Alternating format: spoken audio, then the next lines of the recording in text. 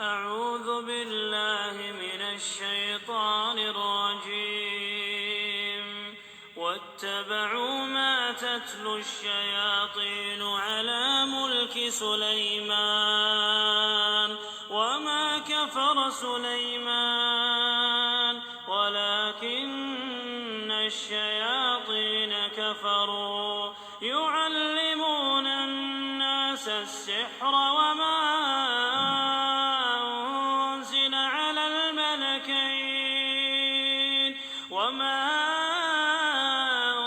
أنزل على الملكين ببابل هاروت وماروت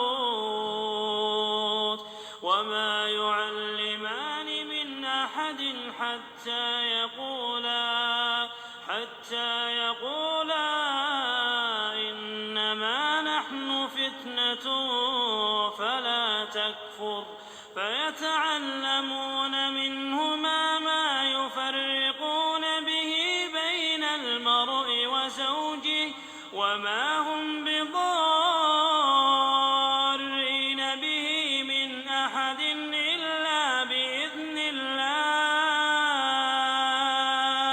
ويتعلمون ما يضرهم ولا ينفعهم ولقد علموا لمن اشتراه ما له في الآخرة من خلاق ولبئس ما شروا به أنفسهم لو كانوا يعلمون. أعوذ برب الفلق من شر ما خلق ومن شر غاسق إذا وقب ومن شر النفاثات في العقد ومن شر حاسد إذا حسد. Assalamu alaikum wa rahmatullahi wa barakatuh. Mes très chers frères, mes très chères sœurs, j'espère que vous allez bien. Excusez-moi pour le mauvais son, je ne suis pas très fort dans les enregistrements, dans les manipulations. Aujourd'hui, Inch'Allah Ta'ala, je vais mettre les pieds dans le plat, mes frères et mes sœurs. Excusez-moi de le faire, Wallah, mais c'est un devoir en fait. Dans ma religion, c'est un devoir de devoir dénoncer les gens. Par exemple, dans la religion musulmane, tu te dois de dénoncer publiquement les voleurs, les menteurs, les escrocs, les manipulateurs, les sorciers, les sorcières, toutes les mauvaises personnes. Inch'Allah, c'est un bien de les dénoncer. C'est pas parler sur quelqu'un particulier. Je vais dénoncer en général. Peut-être, comme on dit, je vais perdre quelques plumes à la bataille, mais peu importe. Inch'Allah, j'espère que je suis sincère avec Allah Azza wa Jal dans ce que je fais. Bien entendu, ce que je vais dire, ça ne concerne pas tout le monde. Donc, je suis conscient qu'il y a des gens qui vont rien comprendre dans la vidéo. Il y a des gens qui vont même pas savoir de quoi je parle. C'est pas pour vous cette vidéo, les frères et les sœurs. Ceux qui connaissent pas, c'est pas la peine de venir mettre des commentaires. Tu dis n'importe quoi. Je suis conscient que c'est pas des sujets qui frappent toute l'Algérie entière ou toute la terre entière. C'est une minorité de cas, mais ce sont des cas qui existent. Et j'ai beaucoup de témoignages de frères et même de sœurs. Il y a eu beaucoup bon, pas directement, vous le savez, mais il y a eu beaucoup de témoignages de frères et de sœurs sur ces sujets. Je sais qu'il y en a qui vont dire, vas-y, de quoi tu te mêles, ferme ta bouche, toi, tu n'as pas de famille ici, de quoi tu parles, ça ne te regarde pas, c'est nos sujets. C'est vrai. Mais ça, malheureusement, les frères, ils n'osent pas parler de certains sujets. C'est des sujets qui concernent la famille. Donc, du coup, il y a beaucoup de pression. Ils n'osent pas dénoncer. C'est des frères, même Allah Ibalak, même des frères qui suivent le Coran et la Sunna, d'après la bonne compréhension, qui comprennent l'islam parfaitement, mais ils ont du mal encore à faire al-wala ou al-bara avec les gens du shirk, de leur propre famille, avec les gens de la sorcellerie, avec leur propre famille. Du coup, vaut mieux quelqu'un comme moi, alhamdoulilah, j'ai pas de famille. Au moins, voilà, j'ai pas de famille. Enfin, ouais, j'ai une famille, mais moi, j'ai réglé mes problèmes dans ma famille. Je leur ai dit les 4 vérités. Et c'est pas une vidéo pour couper les liens du sang aussi. Il y a il y a des solutions. Inch'Allah, on va apporter des solutions. Mais il y aura jamais d'alliance avec les gens du shirk, avec les gens du kufr. Voilà, que ce soit bien clair.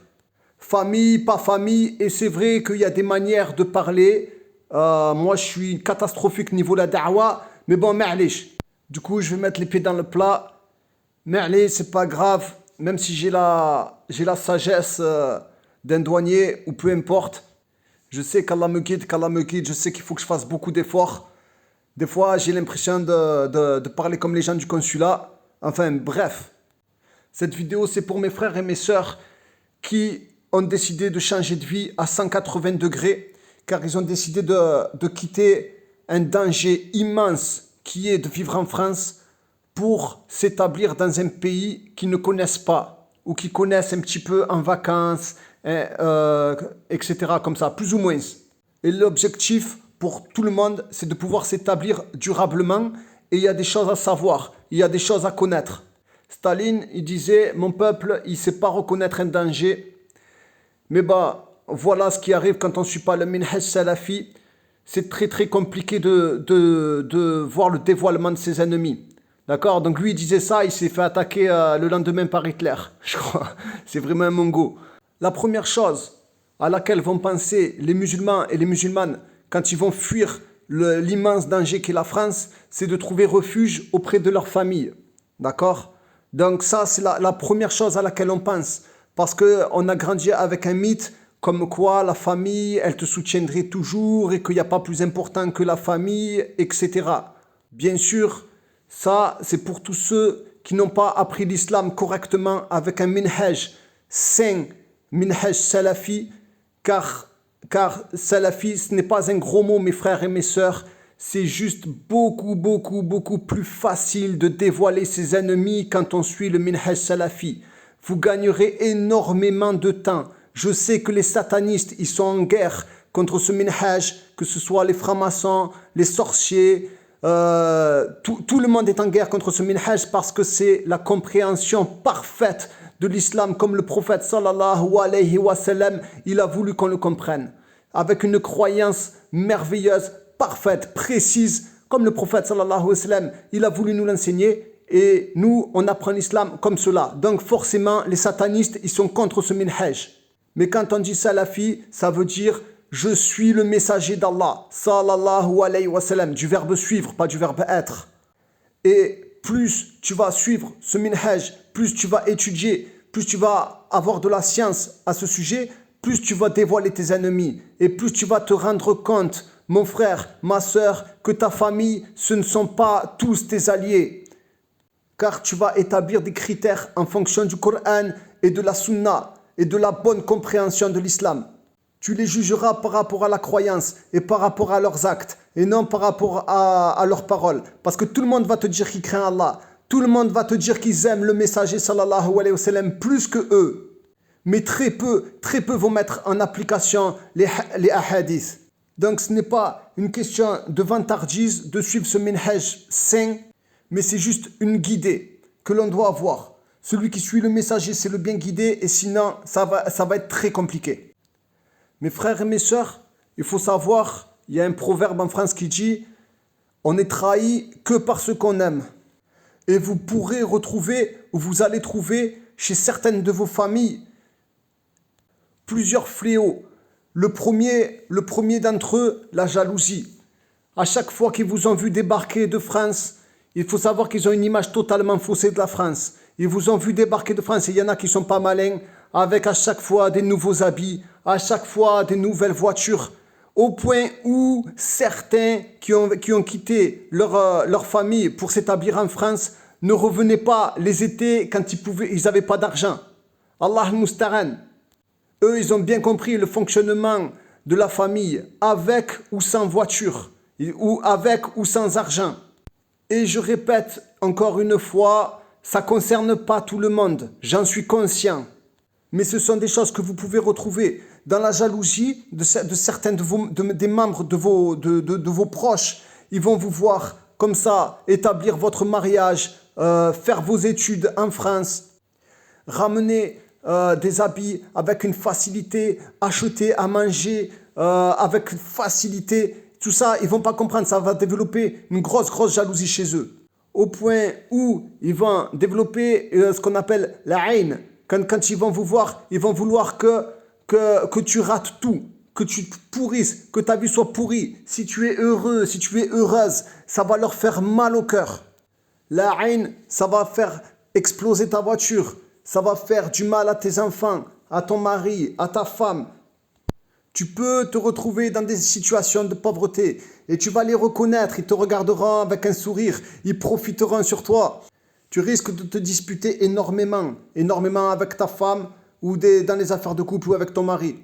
Ensuite, ce qu'on pourra retrouver, et malheureusement c'est un immense fléau, c'est quoi? C'est la sorcellerie. Il faut savoir que depuis que tu es tout petit ou depuis que tu es toute petite, tes proches, certains, bien sûr ça ne concerne pas tout le monde, les frérots, changez de vidéo si je vous énerve. Ça ne concerne pas tout le monde. Mais depuis que tu es petit, depuis que tu es enfant, il y en a qui ont pris tes photos, il y en a qui ont fait des choses avec tes photos, avec tes habits, avec tes cheveux. Même lors de tes mariages, quand tu as fait un repas de mariage, ils ont mis des choses, comme ils m'appellent ça les frères, ici, couscous magique. Ils ont mis du couscous magique dans ton mariage, Akhi. Et ça, c'est pas le monsieur du café qui est à l'autre bout de l'Algérie qui a fait ça. C'est des membres de ta famille, Akhi. À chaque fois, c'est des proches. Leur jalousie, ça les a bouffés. Il faut savoir que depuis que tout est petit, énormément de sorcellerie pour t'empêcher de fréquenter les gens, pour t'empêcher de te marier, pour t'empêcher d'avoir des enfants, pour t'empêcher d'avoir de l'argent. Les cancers, beaucoup de cancers. Regardez autour de vous, les frères et les sœurs, beaucoup d'accidents bizarres. Pour aussi, à tous les frères et les sœurs, que ce soit dans plusieurs pays, on m'a mentionné déjà plusieurs pays, le vol des maisons. Les frères, ils sont en France, ils font construire la maison au bled. Et qu'est-ce qui se passe? Des membres de la famille qui rendent complètement paumé la personne, le propriétaire de la maison, complètement paumé, déglingué, il ne sait même pas mettre un pied devant l'autre. Et ainsi, les gens peuvent profiter de la maison, voire de l'argent, voire des héritages. Il y a des profiteurs autour de vous, mes frères et mes sœurs. Désolé, peut-être que je vais me faire taper sur les doigts. Mais alhamdoulilah, de toute façon, alhamdoulilah, on sait pourquoi on fait ça. Et très souvent, lorsque les frères et les sœurs veulent débarquer dans leur maison familiale, dans la maison qu'on leur a fait croire qui était familiale, il y a déjà souvent des gens qui ont fait des plans sur cette même maison. Et tu sens que les visages qui étaient radieux auparavant, ils ont complètement changé et se sont assombris. Tu sens complètement que tu déranges beaucoup de frères et des sœurs. Sachez, mes frères et sœurs, qui préfèrent voir une maison vide et te voir traîner, quitte à ce que tu puisses manger, toi et tes enfants, dans les poubelles, plutôt que de te laisser l'hébergement. Et bien entendu, une dernière fois, qui se sent morveux se mouche, ça ne concerne pas tout le monde. Mais mes frères et mes sœurs, vous risquez de constater deux visages. Le visage quand vous partez en vacances et le visage quand ils vous voient arriver définitivement, mes frères et mes sœurs. Il y a aussi, dernier cas, mes frères et mes sœurs, ou avant-dernier, l'inceste. Des cas des grands-pères incestueux, des oncles incestueux, et il n'y a personne qui dit rien. Deux derniers cas, la loi du silence aussi. Par exemple, il n'y a personne qui va rien dire. Tout le monde sait. Tout le monde sait qui fait la sorcellerie. Tout le monde sait qui c'est qui est jaloux. Tout le monde sait qui c'est qui fait l'inceste. Il y a des gains qui vont leur mettre des droites. Il n'y a personne. Il y a un sujet tabou. C'est emprisonné. Vous êtes emprisonné. Je sais pas qui c'est. Qu'est-ce qu'ils ont dû manger ou quoi au point pour ne pas dénoncer ces personnes. Parce que l'oncle, il a un gros aura dans le quartier. Ou le papy, le grand-père, il a un gros aura dans le quartier. Alors on ne doit pas dénoncer. Mais celui qui suit le messager, sallallahu alayhi wa sallam, selon le Coran et la Sunna, il ne se laisse pas avoir. Il regarde l'état de la prière de la personne. Il regarde l'état des fréquentations de la personne. Voilà, il est là le minhaj salafi qui va nous sauver, mes frères et mes sœurs. Il y a la loi du silence qui est insupportable. Et quand quelqu'un commence à trop tchatcher, commence à trop parler, à dénoncer les choses, on le met, il y a un regroupement qui fait que la personne qui a raison, la personne qui est sur la vérité est totalement isolée. Mais alhamdoulilah, C'est ce qu'on cherche, nous. On cherche les fréquentations avec ceux qui sont sur le haqq. Parce que toi, tout le monde va te dire, moi je suis sur le bien, je fonctionne que avec les gens de bien et tout. Mais alors, pourquoi mon frère, ma soeur, pourquoi c'est des gens qui restent avec des gens qui font pas la prière? Pourquoi c'est des gens qui restent avec des gens qui font de la sorcellerie? Pourquoi c'est des gens qui restent avec des gens qui vont faire du shirk dans les tombeaux? Le messager d'Allah, sallallahu alayhi wa sallam, il a dit, l'homme est sur la religion de son ami proche, ainsi que l'un d'entre vous regarde qui il prend comme ami proche. Essayez, mes frères et mes sœurs, d'adapter ce hadith au maximum de vos vies, de le mettre en application dans tout ce que vous faites. Mes frères et mes sœurs, encore une fois, merci de votre confiance. Pardonnez-moi ou ne me pardonnez pas, ma'lish. De toute façon, moi, il faut savoir que les gens, ça c'est un petit message personnel, les gens qui ont voulu attaquer, moi, ça y est, la guerre, elle est déclarée, mes frères et mes sœurs. Et quoi qu'il arrive, même si toi, tu fais la tauba, même si tu demandes à Allah Azzawajal pardon, même tu peux faire ce que tu veux, à Yom Qiyamah, je te pardonnerai jamais. À Yom Qiyamah, je te pardonnerai jamais, même si tu fais la tauba. Même si tu pleures devant tout le monde, je ne te pardonnerai jamais. Choisis bien ton camp et reste du bon côté, comme il disait l'autre. Assalamu alaikum wa rahmatullahi wa barakatuh. إن هؤلاء يحبون العاجلات ويذرون وراءهم يوما ثقيلا نحن خلقناهم وشددنا أسرهم وإذا شئنا بدلنا أمثالهم تبديلا إن هذه تذكرة فمن شاء اتخذ إلى ربه سبيلا وما تشاءون